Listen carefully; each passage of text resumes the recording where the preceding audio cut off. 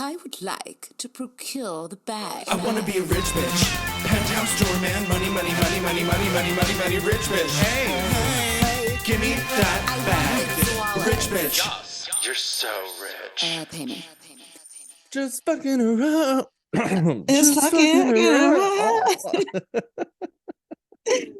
No, I need to stop doing this. I literally found a new song last night, and I'm gonna like probably embarrass myself amongst the Gen Z people that may stumble upon this one day. Okay. Maybe the audacity of Gen Z finding The this. audacity. But it's this guy Jake Wesley Rogers. Never heard of her. Never heard of her. It's her. No, it's a. It's. Okay. I think they them. But I mean, don't know. but yeah, okay, got it. Never heard of them. I'm not gonna presume. Yeah, truly. This song called Pluto. Okay. And it just like shook me. I highly encourage you to listen. It's Cool. beautifully done. It's so inspo. And just there's a line in it that says, "I wish that I knew that I was young." And I was just like, because, and then I just started like free flow writing on my phone, on my notepad, listening to it. Cause I was like, even when I was young, I wanted to be an adult. I wanted to be older. I know. Why would And I was we like, oh my God, that? because like when you're a kid, you have to live under rules, and I'm a defiant asshole. And like I was just like, I don't want to do it. I want to do it my way. And like, you can't when you're a kid. So then when I was old enough to move out of the house, I was a terror to get out. I was a terror to get out. I like basically told my parents, like, you can help me and support me moving to New York City, or I will just get in the car and go and leave. Yeah, and I'll sleep on the train. I will literally sleep on a bench until I find a place to live. I get that though. I don't know. I feel like for me, I was, I don't know. I feel like I was always older, but I think it's because my mentality, we've talked about this even too, being lonely, like feeling like, I had a lot of friends, but I felt like sometimes the wavelength wasn't the same. Like the hopes and dreams that I had did not match with what was around me. And so then that's kind of more why also, this kind of goes into like sexism and stuff. Being a young girl, it's like you don't either know shit, or you're like, oh, she's adorable, and like, you're here to make babies. Yeah, you're here to make babies, and that's what you do. And like I have to say, being like 14 and having grown-ass men like hit on you on the street when you're walking down the street and honk at you is such a revelation. You're like, wow, yikes. But I wanted to be older. Yeah, my first trip to New York, I think I was like 12 or 13, and I remember being like fascinated, but also like by like the fact that like these men would walk past me and like very obviously like give me the one up and down. Like it wasn't even like trying to be discreet. It was like they were giving me the look. It's like, that's pedophilia, correct? And like I literally knew at that age what was going on. I mean, because at that age I was like already like sort of sexually active, so like whatever. But like like I was 6 and living my truth. Well, not quite, but no. But like it was very much that. And the wavelength thing, I mean, so true. I'm from Central Pennsylvania. You're from Virginia, so like Central Pennsylvania. I was just writing about this the other day because I'm starting a new book, and it was very much like, it's very much like I couldn't stay there. No, like I couldn't either. No, I didn't have a life there. There was no opportunity for me there. I would have died. And I mean that very literally, whether it would have been like drunk driving because I was a hot mess, or I would have done it myself. Like, like I just was so unhappy. And so like seeing other people who were adults, I was like, oh my God, that's freedom. Like being an adult, that's freedom. Little did I know. The trap. Freedom comes with a price, bitch. The shackles are rent. Right. It comes with rent and taxes. And having to grow the fuck up. A laundry list of other, like a litany of indecencies.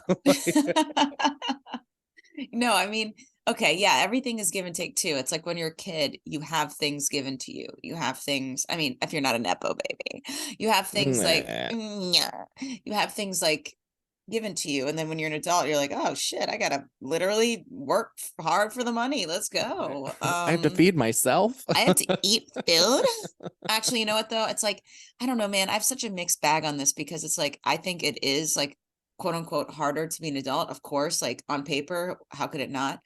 But I also think too, being an adult comes with so much more, not just freedoms like you were discussing, which isn't to me emboldening, but also you slowly become more and more yourself, I believe. And so you have the more wherewithal to make decisions or things that like really mattered. Now I'm like, who cares? Like, yeah, no, it's gonna that's be true. okay, you know? That's fair. I mean, You I know? wouldn't trade being an adult for anything. I think like my perfect age. Our podcast is not how to be a rich bitch, it's how to be an adult. It's how to be an not adult. a kid. Ew, cuties. Well, but that comes with it too, right? Like that Mhm. comes like being an adult comes with opportunity to be a rich bitch unless your Truly. parents are like carting you along to auditions or other opportunities or like teaching you how to own a business. Like I heard something Yeah. on TikTok the other day, which is my sole source of information these days, Mm. for better or worse, but I heard someone say like it's easier for an 18-year-old to take out $100,000 in college student loans than it is for them to get a $10,000 business loan to start their own business, and that is everything you need to know about America. And I was like, ooh, because I Ew. never wanted to go to college. Like high school was terrible for me. I didn't want to go to college, and I didn't, and I don't have student debt. So good That's for me. great. I have credit card debt instead, which is fine. Oh, let's swap it. It's Yeah. cool. The interest is probably better on the credit card, but No, it definitely is. Student loans are like actually like the worst thing of all time. And what kills me is there's such a better way to do it that's not scummy. Yet yeah. you know, And your yet here we are. your interest rates are like I know in mine they're like 7 point something and they went up to like 9 and they were like I think on my brother's it might be 12 something like that. Oh Jesus. And you know, when you're fresh out of school, little babu, and you're just trying to like make your way, you know, it's like a Like little bit that's so that's so traumatizing. fucked. Mine actually, my school, as much as I love them, dude, I'm the opposite. My parents were like, just don't go to school, Sarah. Just be an actor. Like you're ready, just leave. And I was like, no, I need a fallback degree and a double major and a minor. Like I was insane. Anyway, stupid. But I will say that I matured a lot in college. It was nice to be away from my not just my family, but away from like for you know that what I was used to and just be acting all the time and also taking like stupid gen ed classes and stuff, which I didn't Right. whatever I didn't test out of like for AP or whatever. But yeah, you walk out of there and you're like, she's graduated, and they're like, okay, you get a 6-month grace period, don't worry. And then I got out and like a week later they're like, your 6 months is up, here's your thing. I was like, wait, I graduated like a week Yesterday. ago. Like And Sally Mae, that stupid pirate hooker that apparently I owed money to, Sally fucking Mae literally told me, that's the stupid loan out people, that I had a 6-month grace period on this loan, but the second part of the loan will be in 6 months. I was like, that makes no sense. I didn't even do this. My parents set it up. You probably bamboozled them. You're a bitch. So oh God, I it immediately just started like paying though. I immediately got a job, you know, as a server or as a hostess in Richmond. And I saved up enough money to move to New York while also paying my loans. And it was like really hard. Immediately it was hard. Immediately it was like, but I wanted to be here so bad. So yeah, I mean that was me too. And I mean not with the loans thing, but like the want and like the I'll do anything. I remember the first I think it was the first summer I lived here. I had a really hard time finding a job when I first moved here. Like, you know, because I couldn't get a $10,000 business loan because I had ideas for running businesses. I just didn't know how to do it. And if I would have had like a coach or a mentor or a guide or something, like I even knew what that was at the time. yeah, that was like to not like a thing really. Right, to show me how to do it. Like I'd probably have multiple businesses right now and I'd be able to like fund all the arts in the world. You know, but I didn't do that because I couldn't, because I didn't know how. And certainly my tiny little bullshit Catholic school in Pennsylvania wasn't going to show me how. It burned down. It deserved it. It literally, it literally when a burned school down. burns down, you're like, and it's Catholic. You're like, whoa. I know. I had so many. There's a lot of layers there. I had so many people message me to be like, "Are you in Pennsylvania right now?" They're like, "Was this your work?" I'm like, "No, it was not my work. I Like, would oh not my take credit." God, did you do arson? Did you And do then on arson? this No, because podcast, years later, you admit it. I'm You're like like, I confessing. did. Yeah, I did. It was me. Yeah. No, I always wanted to. I had like this fantasy of like making a boatload of money and coming back and buying the building and turning it into like I love that fantasy. a center for like runaway LGBTQ youth. And like deal with like addiction and abuse and everything else, and like have counseling and shelter and events and whatnot. And obviously it's never going to happen because it was bought by a developer that's going to turn it into apartments. So here we go. I wouldn't want to live in that school if my life depended on it. Like No. turning it into apartments, terrible idea. But I moved Yeah, here and I that's remember weird. I had a really hard, I know, it's so I don't understand. The first summer I was here, it was June 2005. I literally graduated high school May 27th, and my lease started June 1st. I was like, deuces, bye. I loaded up the minivan, drove here, like hired some guy off of gay.com to help me unload my truck. Gay.com, where all you get the best work. Right. He unloaded my truck, and then he unloaded again. Oh. That wasn't the intended payment, but that's what happened. I fucked my mover. I think with gay.com, it literally is saying like, I'm gay. It was implied. Anyway, yeah, it was implied. Anyway, we've lost touch. Well, yeah, lots of it. Anyway, so like I got here and I had a really hard time finding a job because like I didn't have job experience. Like I've had a job since I was 16, and I worked at a hair salon at the register. Well, at the mall. At the mall. And I was like a glorified busboy at the Hershey Hotel. Hotel. Yeah, the Hershey Hotel. It's what? Beautiful. It was built in the 1920s. Yourself. It was built in the 1920s. It's a luxury 4-star hotel and a 4-diamond restaurant. It's beautiful. You knew a lot. Yeah. It didn't have to do with chocolate at all. Yeah, chocolate was in everything. They had this chocolate cherry bread loaf that they would give you at dinner, and I was just like inhaling those by the fistful. It was so good. Anyway, so I didn't have job experience, and it took me forever. I lied to get jobs. I lied to someone and told them I was like, oh, I've done hair and makeup because of theater at home at the community theater. So of course I know what I'm doing on a New York level. So I got hired at Henry Bendel's to work at a makeup counter for like $22 an hour. Wow, when I was like 18, 19 years old in 2005, and I was like, oh, I have made it. You're like, and I was so bad at it. I had absolutely no idea what I was doing. I got fired after like 2 weeks. And that kept happening. Like I had these little pockets of jobs that it was like, what am I doing? And my parents were able to help me, thank God, because otherwise I'd be fucking homeless. And I got so frustrated. I think it was like August or September. It was still hot out. And I was like, I left my apartment on 108th Street in like this black outfit, and I was like, I'm going to like stores and I'm gonna apply. And so I took the train down to like I walked down the Upper East Side, and I was like dropping off, for like sweating and like dropping resumes off at different places. And I made my way down to like 59th Street, where like the Bloomingdale's and that whole like pocket at 59 and Lexus. And then I somehow got to Soho, and I was dropping off resumes there, and nothing was happening. And I was like so impatient. I ended up at Columbus Circle, because the shops at Columbus Circle were like brand new back then. Like they had just opened. And I ended up in this little store on the second floor, and they hired me. But like before I went there, I was so frustrated. It was hot and gross. And I called my mom, and I was like, I am not going home. I will sleep on a bench until I have a fucking job. Right. And like you have to do it.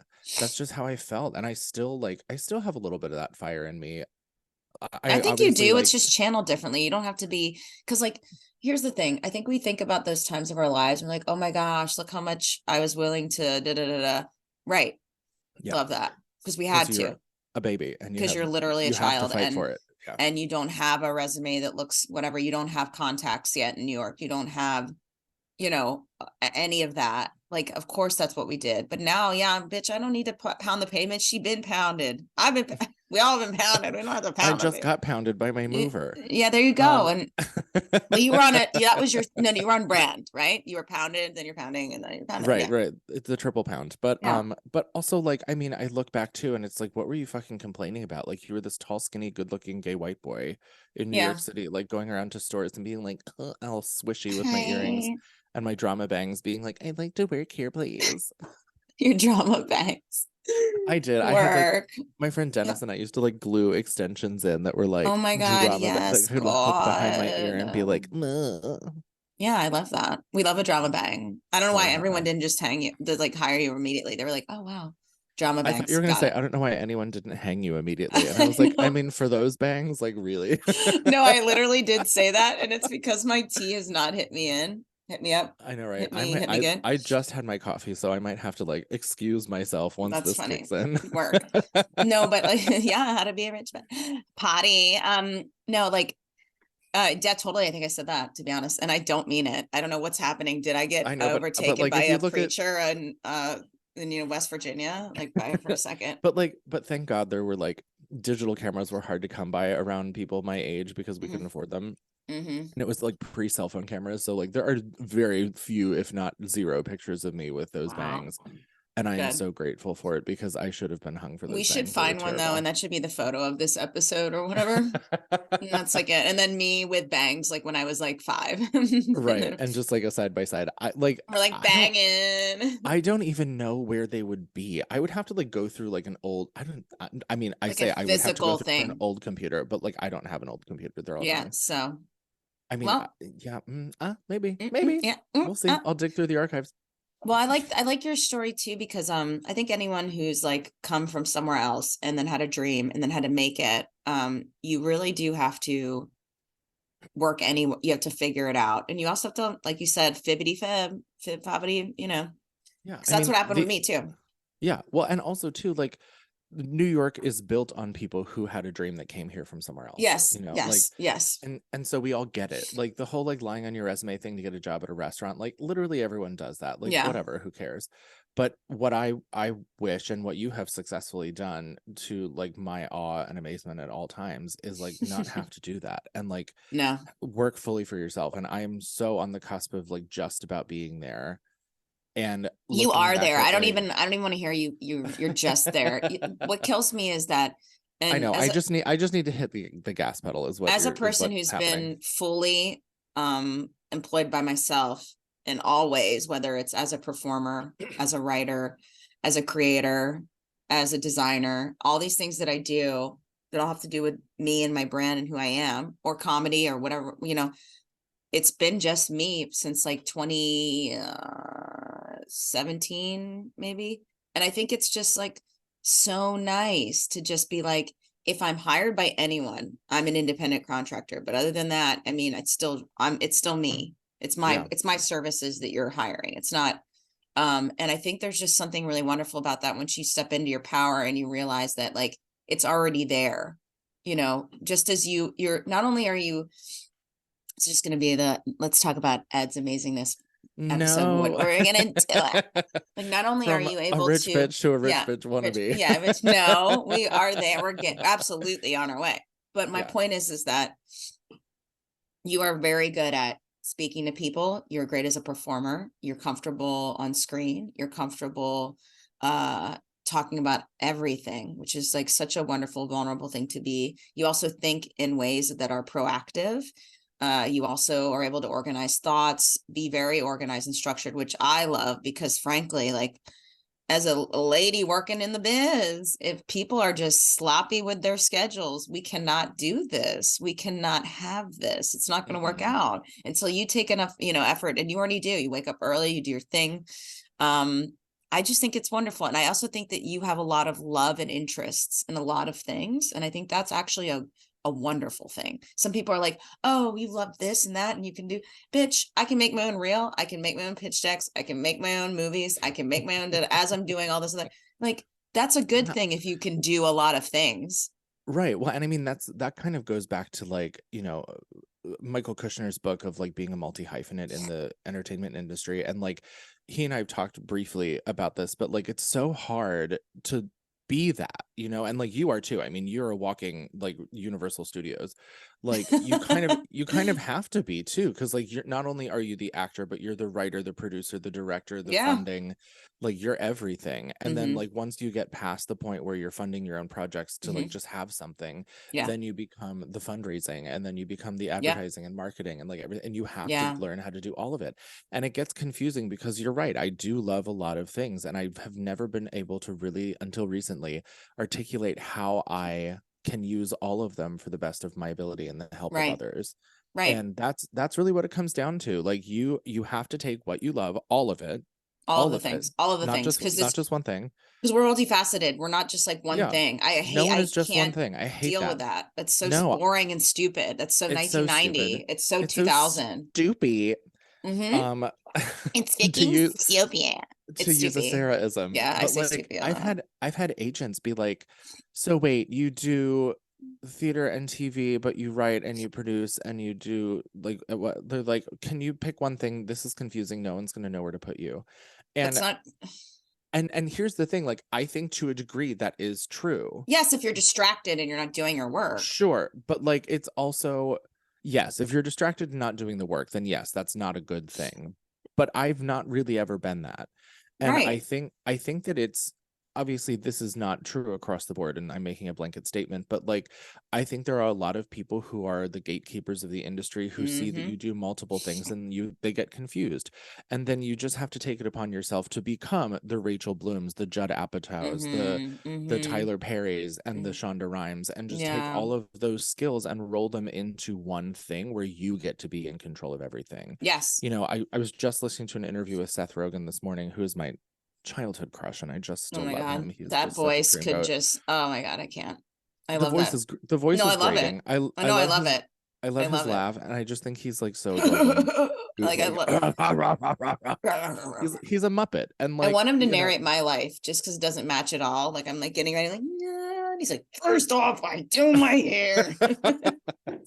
He's really a Muppet, and I've loved him Muppet. since Freaks and Geeks, and I just have such, and he does really great work for you know, I don't know if you know about this, but you probably do because you're obsessed with him, but he does really great work for dementia because his wife, his wife, who's lovely. His wife has a parent who had early onset dementia, meaning like in their 50s, they started really, and it was very hard for her. Yeah, indeed. And it's, to me, one of the biggest, scariest things that could ever happen to me is like having dementia. And I have family members that do. So I want to get genetically tested to make sure. And so just so I know, so I can do all the things I can to make sure everything is good. But he, because of his wife's experience and like slowly losing his mother-in-law, because now she's, I don't know if she's still alive, but she's just, it's not, and it's so heartbreaking. So he's put so much money and effort into research and you know, and Alzheimer's and dementia and stuff like that. So he also is doing a lot of really great work philanthropically and medically. He's throwing so much money into that. He started like foundations. They have like I believe a dinner that they do. I just want to get more involved with that too, because to me it's very important, and I love that he's really like active.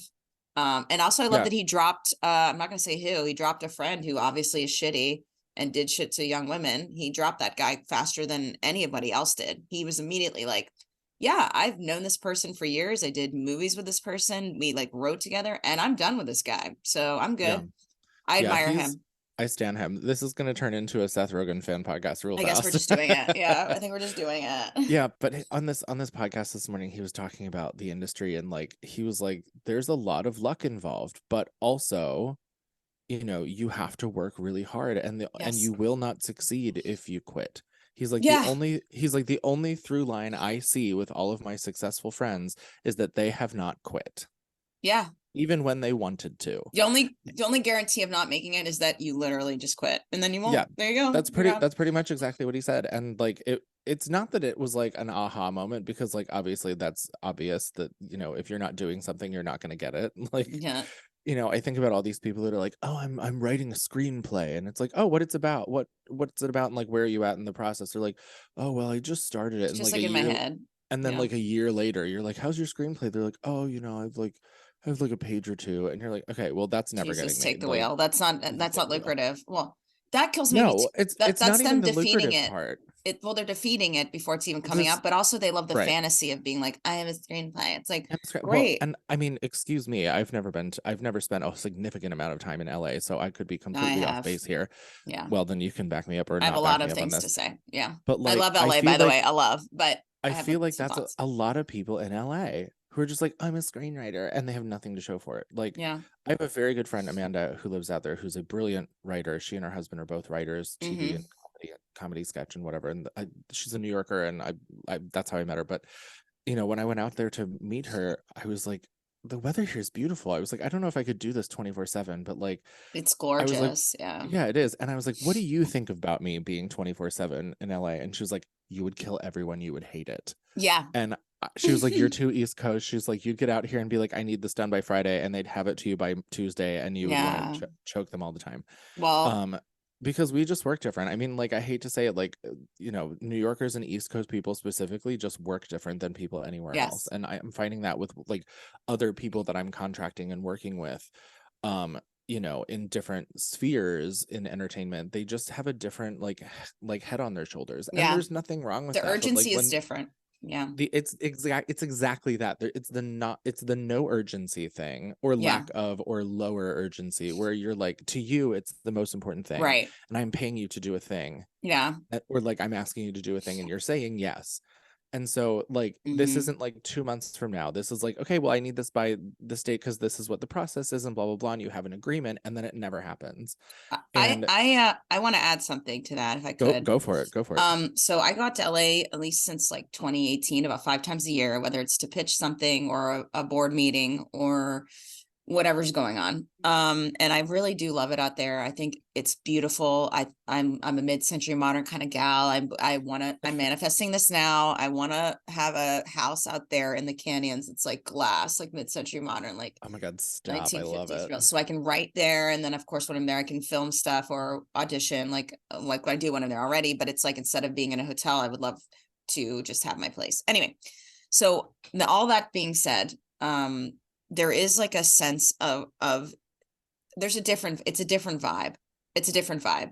It's not just the weather, which again, I do go insane if I don't have 4 seasons. Like I just get weirded out. I'm like, wait, like, especially if I'm there for a long time. Like I've been there sometimes upwards of 3 weeks at a time, because I'm either working on something or collaborating on something. I have to do something, or the meetings are happening, which is great. You want to stick it out. You want to meet all the dopest people of all time.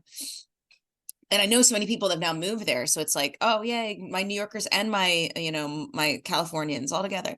But after about a couple weeks, I'm just like, dude, is it the literal same day? Is this Groundhog's Day? Am I in a trap? I'm losing it. I'm freaking out. Like, it's mentally unnerving. Like I not that this was LA, but I spent 2 months in Phoenix. Yeah. Oh, I love Phoenix. Yeah. But towards hot. The end of the year. Yeah. Well, it was towards the end of the year. So it wasn't too bad. It was like high 60s most of the time, but every single day. Yeah. Was like that desert skies, weather. No clouds, like perfect temperature, like shorts and t-shirt kind of day every single day. And after about like a month, I was like, what day is it? What is it? Am I? Who am I? Like I really like kind of slipped in my identity, because I'm so used to this manic, insane, like New York is snowing right now. It's March. After not having like months of snow. It's been cold. It's been not cold. We had like 60, 70 degrees. It'll rain. The only other day it snowed that was terrible was the day we were filming the pilot recently. It was the only other day. Of course, it was right in the smack dab middle of filming. Love that. But we worked around it because we're New Yorkers. No one was late and we literally shot. So whatever. But yeah, but I mean, like, we're so used to this manic weather. Yeah, we're used to it, bitch. And also, like, and it's like part of the fabric of our lives, you know, the touch. And we're used to like, and I think the touch, the feel, concrete jungle, wet dream tomato. Yeah, we love her. The fabric of our lives. But yeah, like we love her. I'm obsessed with New York. I think New York is again, it's like so Sex and the City to say New York is a character, but it is, bitch. The city will treat you like a, and I also love you at the same time. Around, man. And you're just like, give me more, spit on me. Like you love her. But that being said, she's a dumb. She's a dummy. She's dumb. Dumb top. But when we are in LA, you know, I have to say too, I want to go back just a second and just say, as a creator, as a person who like made something on a larger scale, like writing the D with Dr. Seeds and now a couple other things that I have my hands in, I didn't direct. And I want to just remind everybody, you're not an island, that if you create something and you're the lead in it and you're like helping produce and you hire like an artistic person to like meet your vision, it's like you're just doing on your own, and you hire a production company and a producing partner like Lindsay Elizabeth Hand of Edge in Motion, my favorite girl, who will do the things that you don't, you know, hiring the crew. And, you know, I interviewed a lot of the directors and I picked my director, but she, you know, agreed. But like all those things, sorry, my connection's unstable. Sorry if my face freaked out a little bit. You broke up a little bit. But was the sound okay? Oh God. Okay. So this internet, we love Spectrum. We love Spectrum. Spectrum is we love Spectrum. Going from shout out to Spectrum for Spectrum, you suck. Going from Verizon Fios and Virginia to this was such a fucking mind fuck. Anyway, no one's an island. So I never could have done Dr. Seeds if I like wanted to do all the parts of it. I think that's also an issue too, that people get trapped in. You're never going to elevate if you don't collaborate. Do you know? Correct. You're never going to get past a certain point. So that's, to me, I started making leaps and bounds career jumps when I decided to not be the one doing everything, and learned that there's collaborators that are work just as hard as me, if not harder, who know more about certain things than I do. And those are the people you want to bring on. Also, when you're an actor, let's just say for those listening who are an actor who can write, if you write something for yourself, please don't direct it. Please don't. Because if you're the lead, you're going to have to do multiple jobs. Please do the best acting job you can. And also that gives you more of a collaborative person. Obviously find the right person, but right. Collaborate. So, but that also then like sucks up more time on set, because you have to like be two let people. me see that and shot. Like, I think time we got is money it on set. Like yeah. Let me look at like, let me go to Video Village and look at it. And you're like, no.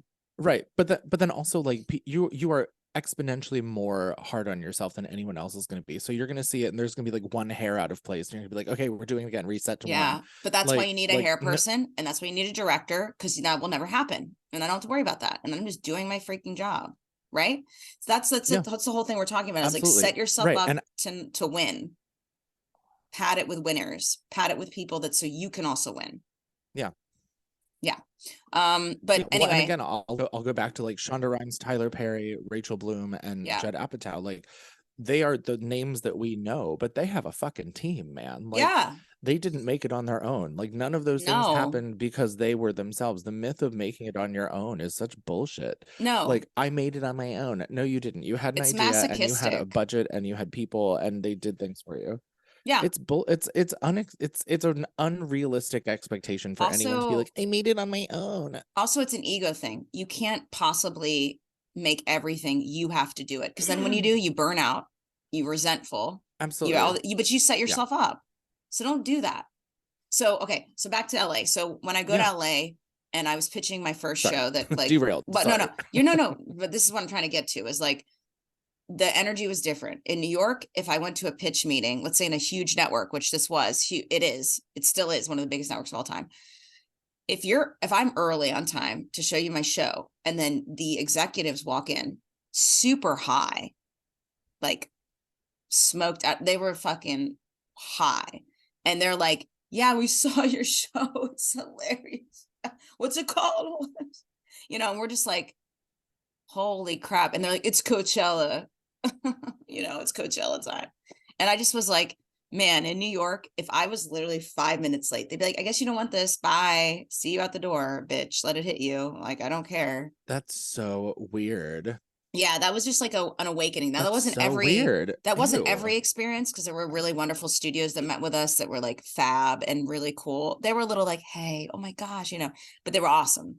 Whereas like this was like, and I was like only in LA, because if you went to New York, if anything, everyone's like on cocaine. Like, yeah, okay, let's do it. You got to do this. Like, no one's like, yeah, man, I just had an ayahuasca weekend, so I'm just a little bit off, and you're like, this is literally the people who decide what is on television and streaming. Right. Well, and that's also the thing too, like for creators, when they see behind the curtain for the first time and realize like some of these people ain't shit. Like it's just I'm kind of experiencing this now in a different industry in a different way. Yeah. Where like you're so down on yourself about the way that you're like things aren't going the way you want to, and like you're like, oh, I'm never gonna make it. And then you go meet people in charge or meet people that are perceived to be above you, and you're like, are you kidding? Like there's I feel like this is a phrase I'm gonna say a lot here, but like I saw this video on TikTok. Yeah, that is gonna be a phrase. Where they were talking about like now that Twitter is like so unhinged and there's no accountability within Twitter, just put Twitter on your resume. Say that you were like an account executive at Twitter. Like there's no HR department. You can just like tell them. And this guy stitched the video, and he was like, as someone who has worked my way up from nothing to corporate, and I've worked with and alongside and was one of those CEOs, do it. You'll figure it out. They have no idea. Oh my God. And I was like, wild. I was like, LOL, I'm going to start making myself like a CEO resume and just be like, yes, pay me $500,000 to tell people that they're dumb and they're wrong. Like, yeah. Like, well, please, you know as well as anyone, And I mean, I truly think too, it's like, it's such a fine line of like, yeah, we're saying like lie, but also be a hard worker and be good. Right. You can't just lie. Right. Like, I mean, and then you show up and you're like I would go in there. I'd go in there and fucking slay, and we know it. Like, I can say this definitively. If I was put in that situation, I would take my last credit card, I would max it out on like some fucking expensive suits, and I would show up there and be like, I would just be like, I'd be You'd like hit Bette up Midler in Big Bergdorf Business. Goodman and you'd like walk through and be like, this, and this, and this, and max the shit out of that card and show up at the office for my $500,000 salary and be like, this is a very polarizing movie. It's called Big Business. Fun fact, the opening scene of Big Business where Bette Midler goes into the office for the first time is shot for shot, frame for frame, what Devil Wears Prada copied when Miranda gets out of the car and goes into the building. Like, why is this not a TikTok? Why has no one made this side by side? Well, why haven't you made it? It is shot for shot, because I don't know how to do that. Oh, okay. Like, it is literally shot for shot. It's brilliant. But anyway, she walks into the office and she has her hat on, and she, like, the elevator door opens and she swings around and like she's like, "Good morning. Is this how we dress for the office? You look like a blood clot. Stewart, I need the reports. Oh, what is this? More costs for more lab rats? Well, some of the rats have had adverse reaction. Get tougher rats." And like, just like, it's so funny, but like, that is in my brain, like how I would become a CEO and fake it and just show up in like an Armani Like, that's suit. right. That's be right. Like, what are you doing? Clean your shoes. Oh my gosh, how dare you? These reports are terrible. Your profitability is, your makeup is terrible. Right. You have 2 weeks to bring up profitability or you're fired. And just play the role of CEO. Like, but also back it up with knowledge. Like, I feel like you would just come in and tell people what's up. Like, and I think that's the thing about stepping into your power, right? Is what we're talking about. Is like, I think there's like 3 key elements here, maybe more, but I'm going to try to make it 3. 1, I'm just inventing it. Don't worry. This is called teaching, kids. Like, you just got to do it. No, first off, know and trust yourself. Know that no matter what, you have survived every day that has gotten you here, and you will survive this day, and you will do it well. 2, nobody knows anything, and everybody's trying to figure it out. That's literally everyone. That's reality for everyone. That's reality like, for everyone in some way. Like 100%. Yeah. Yeah. And then 3 is like, exude confidence, trust in your vision, trust in what you feel, and then work with others well. So it's like, when you're super confident, you're not fearful, people are drawn to that. And then you can work together and you learn from each other. It's not just about like, I'm alone on this island, right? So if you establish all those things, there's a 4th one, last one, and say no to things that don't give you sparkles or isn't 10 out of 10. Don't say yes to anything that is below a 10 for you, unless the dollars are massive, they're huge, and that yes, give me and it's dollars. Temporary. Like, if you get booked for something, like they're calling me in to produce something and it's like terrible and it's crazy and it's like whatever, but then I look at that money and I'm like, oh shit, girl, yeah, I can do it for 3 days. That's fine. And that's what I mean. It's like, but don't say yes to things that aren't giving you life in life. I mean, in life in general, or you will be depleted by the time you have to step up to that plate, bitch. You're not going to bat 1,000. You're going to miss it. Did I trash out again? Oh, I did. No, I said something so epic. No, I think I heard all of it, but it's fine. We'll see what the recording does. We'll see what the recording does. See what it is. I need better internet, obviously. Even though I pay for it's fine. Whatever. I hate Spectrum. Spectrum, not a sponsor. Not a sponsor. Not a sponsor. Never will be. Never will be. Spectrum never loved you. Unless they get better and they want to give us the dollars, in which case, pay me. Sure, great, pay me. I want to tie this kind of conversation all back into the Christina Applegate movie, Don't Tell Mom the Babysitter's Dead. Yes. I think I saw that at the age of 6 and I was like, oh my God, she didn't know what she was doing. And she just put on a dress and walked into that office and told everyone what to do. And it just became like my whole life. Like, I am Christina Applegate. I literally have made it to where I am right now by being Christina Applegate in that film and just showing up and being like, yes, I know what I'm doing. And so, to any like Fortune 500 out there that's listening, if you want to hire me as your CEO, I will play the best CEO you have ever had. And on top of that, I care about people, so I won't be a cunt. There you go. So non-cunt, and we'll, be good. What more do you want? Yeah. And What more do you and want? what's a $500,000 to you? Like, let me just come in there and sparkle up your office. That's all I'm Yeah, asking. sparkle it up, just make it glittery. And they're like, what's happening I'll work here? there You're for like, 6 months. I'll work there for 6 months. I will pay off all my debt. I will buy an apartment, and then I will get out of your hair. So kids, that's the secret. How to be a rich bitch. Just quit. Just be there for just right. suck Just them go watch. dry. And Just go watch. Don't tell mom the babysitter is dead. You'll that's know. it. That's the syllabus. Watch Don't Tell Mom the Babysitter's Dead. Get the job. Get the bag. Leave. Exactly. I mean, That's like, it. in and out. Just Yeah. Well, I guess what we could is maybe tell, since we've been talking for about an hour, maybe we tell, or maybe I don't know how long. I can't do math. Maybe 40 minutes. Do you want to tell the people what our pod is about in the future? So when they tune in, this is kind of the thing. I mean, basically, it's just us talking. it's Did I just us freeze again? talking. So Yeah. you did a little bit. It's okay. Fuck. This is what editing is for. Yeah. No, it's not. We should keep all this in. It's fine. I know, right?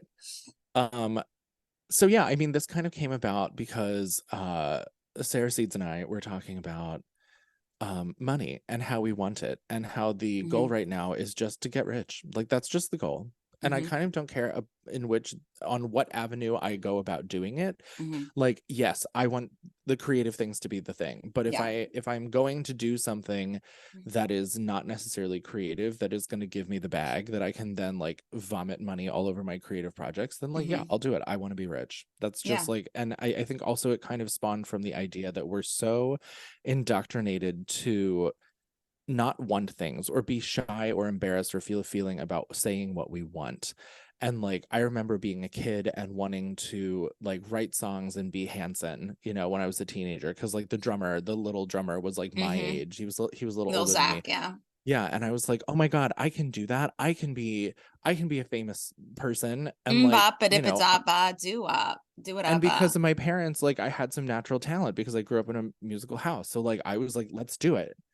And I just was bopping all over the place. But then, like, being a teenager and getting bullied and people around me feeling the feelings about what I wanted to do, like, I didn't get to say out loud, like, I want to be a pop star. I want Grammys. I want to do the things. And then when I like started doing musical theater, like, same thing. I want Broadway. I want a Tony. I want to star in shows. I want shows to be written around me. And I never claimed it. I never asked for it. And I just was hiding it because I felt like, here's this big fucking tall gay white dude being like, I want accolades. Like, that doesn't look good. And so I just kind of kept it to myself and went about the things and did the things and settled for mediocrity because I thought that's all I deserved. Wow. And those days are over. Hell no, bitch. I want all of it. Give it to me.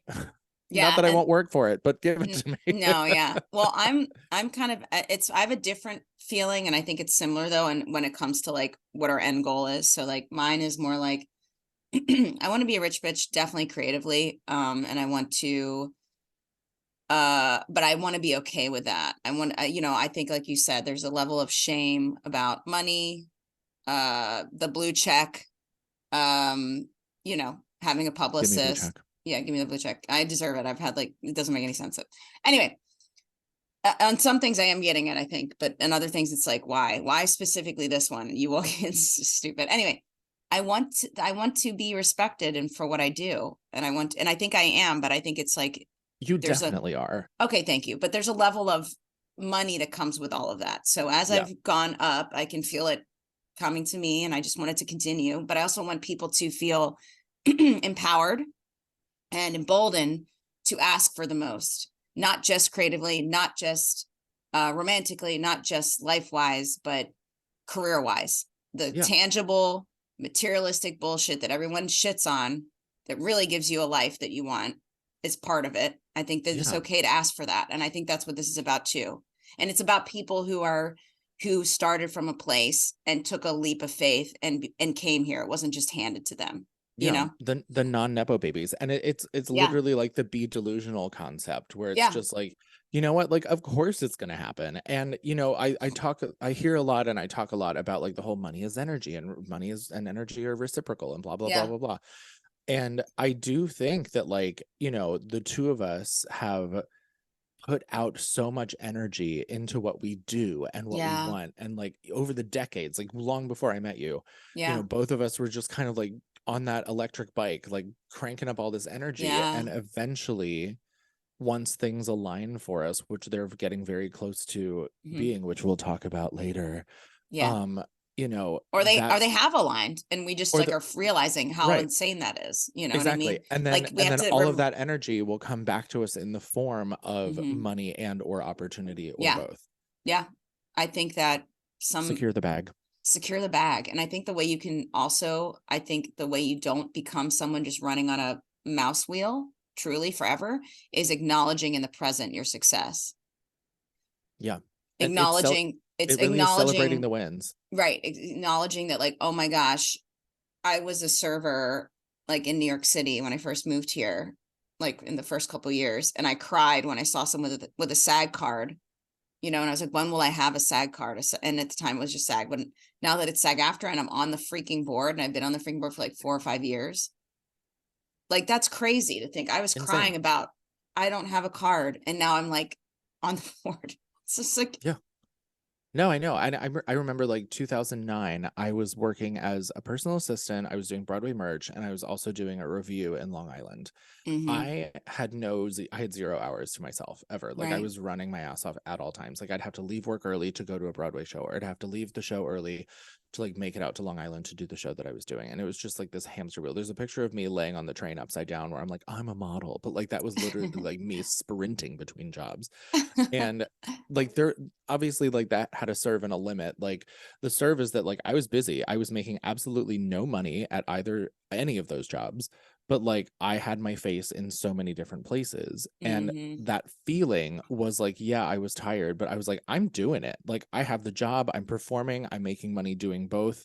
Yeah. And like everything's fine. And it just felt so unstoppable. And like, were the circumstances great? No. But like the fact that I had these things that all felt so like, I'm doing it. I'm like, what was I then? I was like 23, 22, 23. And I was like, I'm doing it. I'm like, I have the things, you know, like I had no money, but everything else was fine. Yeah. And it's just kind of like finding that same alignment now where it's like, I have no money, but everything else is fine. Yeah. Or like, you know, because I mean, what's the opposite of that? Like having all the money and having nothing be fine. Having nothing be okay, which just happens. It does. It absolutely does. That CEO that just like randomly, I think it was last summer, just jumped out of his penthouse and killed himself last year. And he had all the money and everything, but you find out later, like the marriage was messy. There was a lot of upsetting things in his family. He had some things he wasn't, you know, dealing with. And yeah, you can have all the money. I mean, I think of like Stockard Channing in First Wives Club. How dare you? Because I was just thinking about her. I love her. I love her so much. I talked to her on the phone one time way back, and I was just like, she was like, hello, this is Stockard Channing. And I was like, the Stockard Channing. She is there another? Literally the best. She's such an icon. I've been so drawn to her ever since I was a kid and I saw Grease the first time. I mean, 6 Degrees of Separation, everything about her. She's fucking the best. Everything. Yeah. So Stockard Channing is our win today. She's the one. Yeah. Well, Stockard and Seth. Yeah, Stockard and Seth. It's S time. Stockard, Seth, Sarah Seeds. No, I'm just kidding. Stockard and Seth. That's it. Sedward Siski. Sedward Siski. So I guess just for the people listening and possibly watching us, my no makeup having fresh from the bed. Realness. I love how polar opposite. I almost texted you to be like, are we doing like full opposite casual, not looking like a rich bitch hot mess, or are we doing like get up and glam it? And I feel like I fell somewhere in the middle. Yeah. And I'm just like living. You're like, I haven't showered yet. I don't know. I did wash my face. It's fine. I'm kind of jealous. I feel like that's the vibe from now on. Like just sweatpants and like whatever. Even when we do this at my house. How dare you? You don't know if I'm wearing sweatpants. I could be wearing 7-inch platinum heels with a sequin stretch fab. Show yourself. Never. No, the audience does not deserve. A lady never tells. The girls are out though. The girls are out. She's giving. But... Yeah. I mean, like, yeah, even when we do this at my place, let's have like glam background and just be in like sweatpants. I'm all about it. Because I mean, here's something else too. It's like retinol is a gift. My skin is fucking porcelain right now. Love her. And also I'm vegan. So I drink water. I'm non-problematic and I use retinol. That's the key. Yeah. I'm super problematic, but I stopped drinking. That's great. Yeah, I never stopped. Yeah, I never stopped. But I'm glad that you did. I'm trying to find like a happy medium, because like not Okay. drinking is wonderful. Like That's great. No, my life is clarity. exponentially better. And part of me, like, this is kind of a race with myself. Yeah. To be like, okay, I've done like 207 days before. That's the longest I've gone without drinking. Like, can I beat that? And Yeah. the idea is like, can I go a whole year? And the answer is yes, of course I can. Of course like, you can. I'm like 70 some days in now, I think. And so like if I can do 70 days, I can do 140 days, I can do 280 days, I can do 365 days. Yeah. So like, it's just a matter of willpower and want, and I've Yeah. certainly had moments in the last like 2 weeks really Yeah. that I've been like, fuck this, I'm gonna have a drink, and then I just think about how I'll feel the next morning and how that'll That's derail smart. the entire week. And it's like, oh god, and you kind of have a relationship with it that hasn't been good, it's not the best. I mean, like, I feel like I talk about this ad nauseum, but like when I was in the hospital, I had cancer. For those of you who don't know, I have a book. Go buy it. Yeah. Tell them the book. Say the book. Cancer, musical theater, and other chronic illnesses. And the other chronic illnesses are I was a drunk. I drank my way through chemo, and 0 out of 10 don't recommend. Don't do that. Yeah, don't do it. But like it was a thing, and that was kind of where it all started as far as like the problem part of it is concerned, because it was definitely a coping mechanism. It was a hiding mechanism. It was a lot of things. Numbing. And like I don't want to say that there was a dependency, because like I never missed work. It was never a morning drinking situation. It was like 7 p.m. let's go, and the pandemic certainly didn't help that. And it's been a conversation. And I also think about the amount of money I spent on alcohol. Like, Jesus, mother of God. It's gross. I mean, it's gross. One day I will go back through the app that I had delivery from in my old neighborhood when I lived in the Upper West. There was an app that you could like for this one particular store, and I would order bottles and have them delivered during Pandyland. And then I would just like spray and wipe them down and be like, okay, they're clean now. I can drink the alcohol out of it, which is germ killing. Like, what the fuck? Yeah. And I would go through multiple bottles a week. And one day I will go through and just figure out how much money I spent during that period of time. Yeah. I like to do it as a fun time out, or maybe one glass with something. So I've never had like a really aggressive relationship with it other than college. But I feel like, you're like, okay, that's enough of that. Well, but also like you're tiny, you're like the size of my leg. I know, but like, listen, that doesn't mean anything, because totally, absolutely. I was a bartender, and this is why I also needed to quit that job. When I was a bartender in my early 20s, I had 7 shots a night at least, and I was fine. Yeah, it's really bad. But see, that's also the point that I was going to make is like, yes, you're smaller than me, and of course you can like, that doesn't mean anything because it's about tolerance, but like it has always taken a lot of alcohol to get me drunk, because I'm a big person. You're a large man. 6'4". I'm 6'4". I'm all ribcage. Statuesque. Statuesque. You are. I am David like. David, yeah. In my wildest dreams. And I'm a widow baby. I was a tiny widow baby. Yeah. Little baby. Yeah. And so like it was never just one drink, because that's not why I was there. I was there to get fucked up. And so it would be like 4 Manhattans. Like, damn. It was a whole lot of booze. So yeah, I like pairing it now. I'm so like, oh my gosh, I'm gonna have this vegan artisanal cheese delivered with this version of wine. Because you are a rich bitch. Oh my God, yes. I think low-key we have lived a past life where we were. Oh my God. And like now we're here and we're like, wait a minute, where'd all the money go? Where is she? Why am I broke? Where's like the okay, wait, we're not broke. How dare you? None of us are broke. I mean, I'm close, but it's fine. Well, it's fine. I have the reason being I have this beautiful apartment I live in now. Yeah. And I always just have to remind myself that 19-year-old me would see this apartment and be like, bitch, you better get her. Yeah, that's the thing. Yeah. So it's just the constant reminder that like in a lot of ways I've made it. And like success is relative, and you just kind of have to think of it in terms of like someone else's success is not yours, and like wanting what someone else has is never going to help you. No. And you just have to like stay the course. And I know that sounds so like just stay the course, but like, it's like shut up. Yeah, but seriously. It's like shut the fuck up, but like do it, because I like jumped out an open window when I saw the opportunity, not a literal one, Truly, and not having CEO problems yet, And you know, I took this window of opportunity, I jumped through it, and I got this apartment, luckily, and it happened to work out. But it was like my old apartment was the size, like, smaller than my current living room. Wow, that And is wild. I was in it for a decade.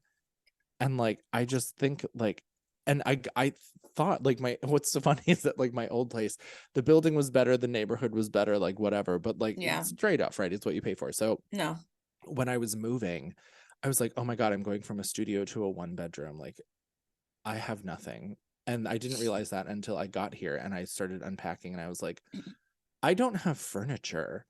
Like, I have a bed and a wardrobe and some chairs, like the end. So I had to buy everything.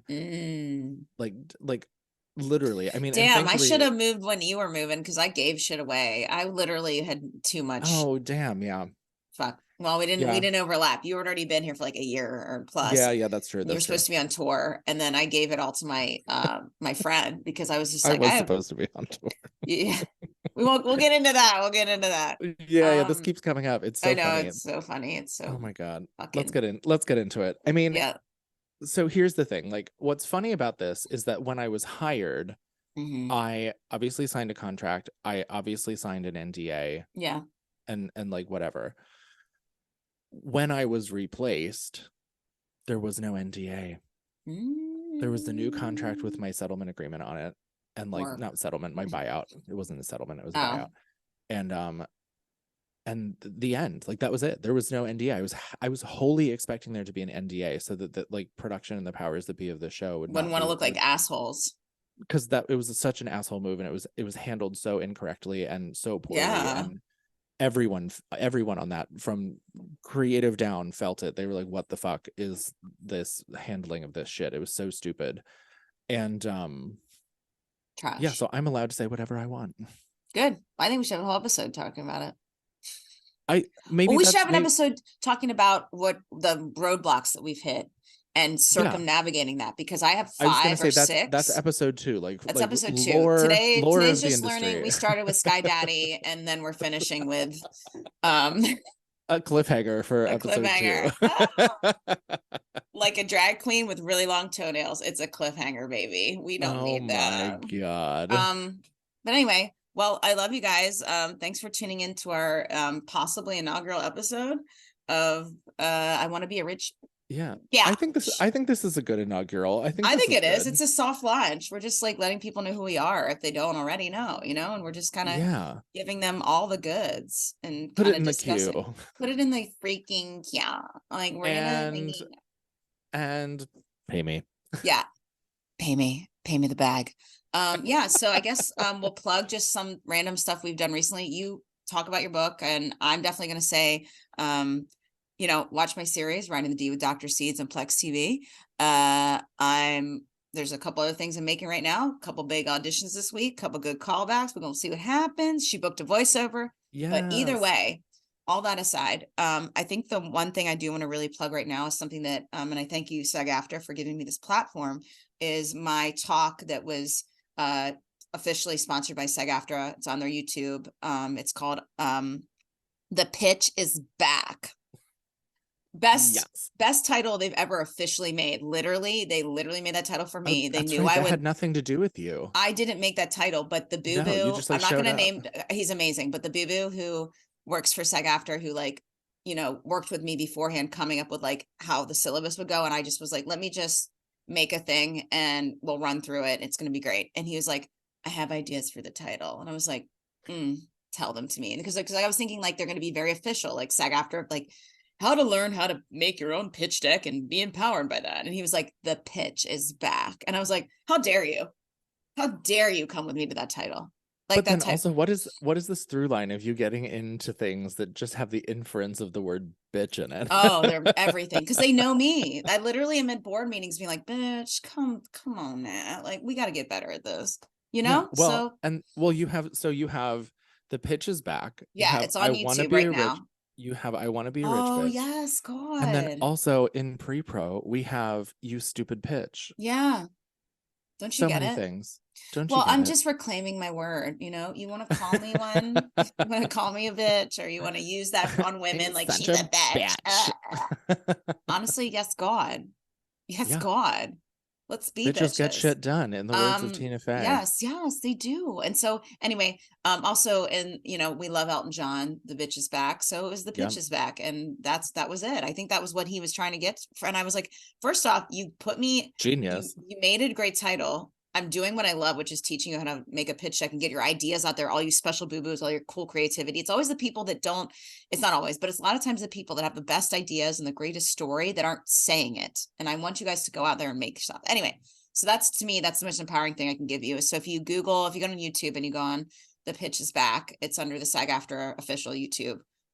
Check it out and think about making your own ideas.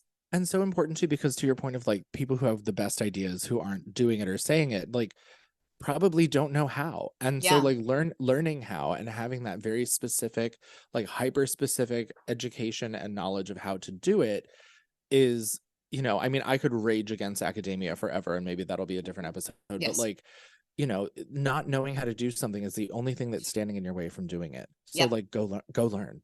And know that your story matters, please. All right, guys. Well, thank you for listening to our soft launch of I Want to Be a Rich Bitch pod. We'll be doing this in person, virtually, live events. We're just kind of getting her feet, dipping her toes in the waters of Lake Minnetonka. We're getting so wet. We're getting so wet. We're getting so wet right now. Love you guys, and we'll see you guys in the next episode. See you soon. Give me the bag. You're so rich. Pay me.